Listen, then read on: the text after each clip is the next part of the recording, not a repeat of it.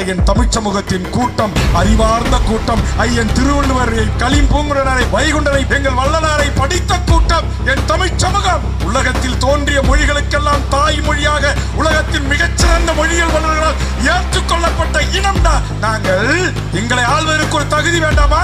இதே நான் பேசுகின்ற இந்த குடந்தை மாநகரத்தை உள்ளடக்கி இந்த தஞ்சை தரணியை கட்டி ஆண்ட என் இனம் 1000 ஆண்டுகளுக்கு முன்பு பொறியிலும் அறிவிலும் கண்டுபிடிப்பதற்கு முன்பாக கல்லணையை கட்டினான். உலகம் வியக்கிறான். எப்படிடா இந்த பொறியியலை தமிழன் கண்டுபிடிச்சான்?